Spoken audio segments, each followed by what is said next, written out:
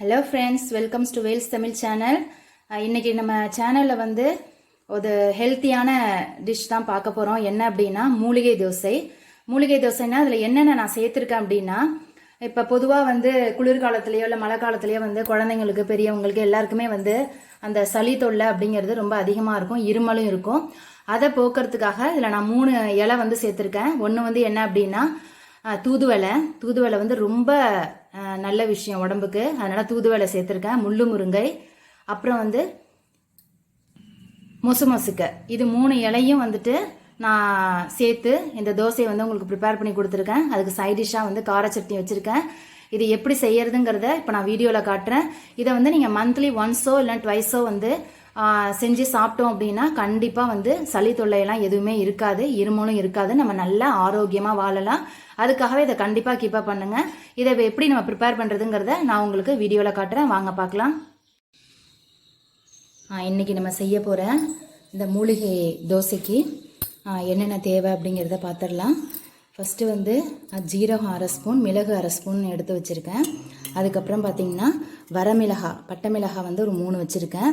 இப்போ வந்து இதில் என்ன அப்படின்னா, நம்ம சளி இருமலை போக்குற மாதிரி ஒரு 3 இலை வந்து இதில் நான் சேர்க்க போகிறேன் இல்லையா. அதில் வந்து ஃபஸ்ட்டு பார்த்திங்கன்னா இந்த முள்ளு முருங்கைன்னு சொல்லுவாங்க, இல்லை அப்படின்னா கல்யாண முருங்கைன்னு சொல்லுவாங்க. இந்த இலை இதை நம்ம சேர்த்துக்க போகிறோம்.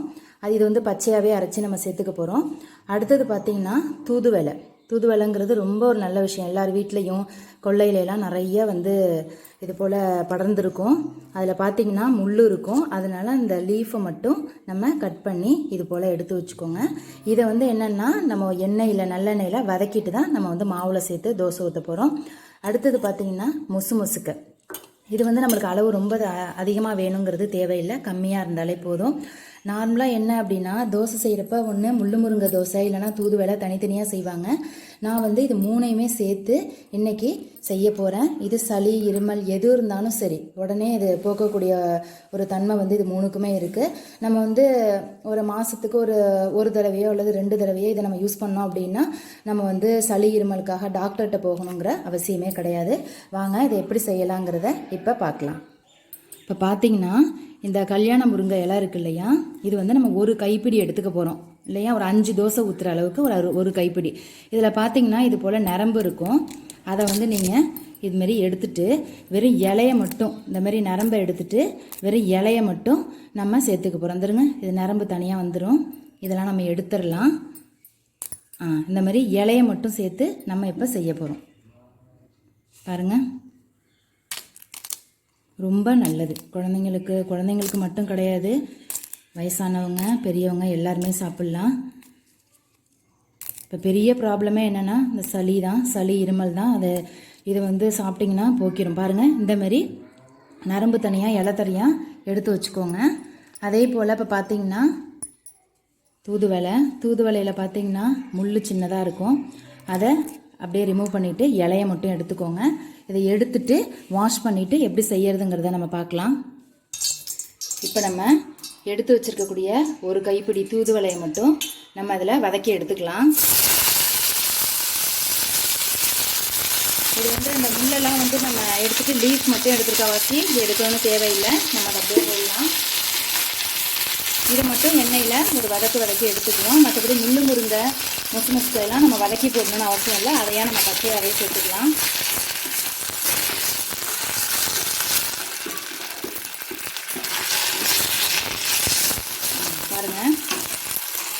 பாருங்கள் இது நல்லா வதங்கிருச்சு.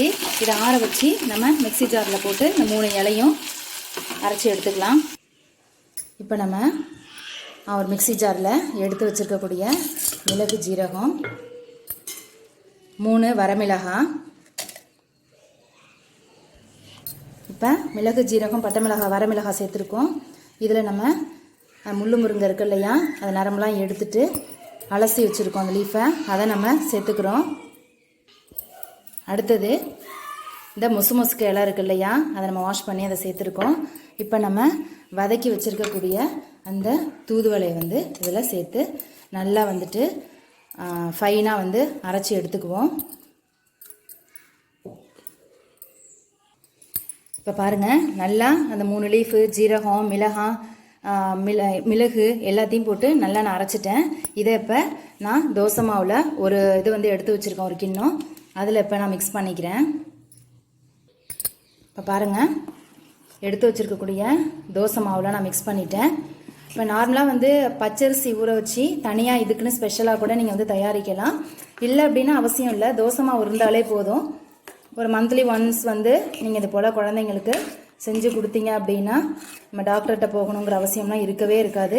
சளியெல்லாம் சுத்தமாக அது எடுத்துரும். நம்ம வந்து 3 இலை வரை அதில் சேர்த்துருக்கோம். இருமல் சளித்தொலை கம்ப்ளீட்டாக வந்து இருக்காது. பெரியவங்களுக்கும் கொடுக்கலாம்.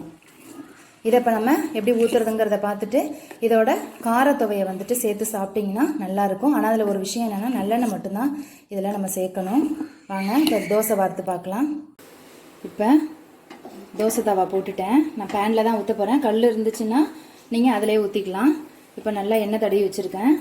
இதில் நம்ம இதை வச்சுருக்கக்கூடிய அந்த மூலிகை தோசையை 2 கரண்டி விட்டு நெய் இல்லைன்னா நல்லெண்ணெய், இது 2 தவிர வேறு எதுலேயும் வந்து நீங்கள் இதை சுடக்கூடாது. வேறு ஆயிலெலாம் யூஸ் பண்ணக்கூடாது. நான் இன்றைக்கி நெய்யெல்லாம் எதுவும் யூஸ் பண்ணலை, நல்லெண்ணெய் மட்டும்தான் ஆட் பண்ணுறேன். இப்போ இது நல்லா வேகட்டும். வேக விட்டு நம்ம எடுத்துக்கலாம். பாருங்கள், தோசை நல்லா வெந்துருச்சு, ப்ரௌனிஷாக வந்துட்டு. இதை இப்போ நம்ம திருப்பி போட்டுடலாம். மூலிகை தோசை மட்டும் என்ன அப்படின்னா நல்லா வேக வச்சு எடுக்கணும், அவசரப்பட்டு எடுக்கக்கூடாது. ஏன்னா நம்ம இலையெல்லாம் சேர்த்துருக்கோம். அதில் நல்லா வேக வச்சு நீங்கள் எடுத்துக்கணும். இப்போ கல் நல்லா சூடாயிட்டு இன்னொரு தோசையும் நம்ம வார்த்து எடுத்துக்குவோம்.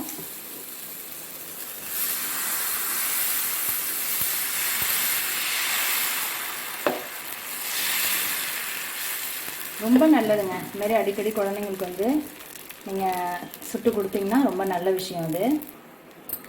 நல்லெண்ணெய் 1 ஸ்பூன் வந்து சுற்றி விட்டுக்குவோம். ஆனால் எண்ணெய் விட்டானா நல்லாயிருக்கும். இப்போ அது வேகட்டும். ஃப்ரெண்ட்ஸ், இப்போ பாருங்கள், நம்ம மூலிகை தோசை வந்து ரெடி ஆகிட்டு. இதில் நம்ம வந்து என்னென்ன போட்டிருக்கோம் அப்படின்னா, தூதுவளை, கல்யாண முருங்கை அப்படின்னு சொல்லக்கூடிய முள்ளு முருங்கை, அப்புறம் முசுமுசுக்கை அப்படின்னு 3 இலை வந்துட்டு சேர்த்து இந்த சூப்பரான ஹெல்த்தியான தோசை வந்து உங்களுக்கு நான் செஞ்சு காமிச்சிருக்கேன். இது உங்களுக்கு பிடிச்சிருந்துச்சு இந்த வீடியோ அப்படின்னா, இந்த ரெசிபி உங்களுக்கு பிடிச்சிருந்துச்சுன்னா லைக் பண்ணுங்கள், ஷேர் பண்ணுங்கள். ஆல்ரெடி சப்ஸ்கிரைப் பண்ணாதவங்க கண்டிப்பாக சப்ஸ்கிரைப் பண்ணுங்கள். பக்கத்தில் இருக்கக்கூடிய பெல் ஐக்கானையும் ப்ரெஸ் பண்ணுங்கள். நன்றி, வணக்கம்.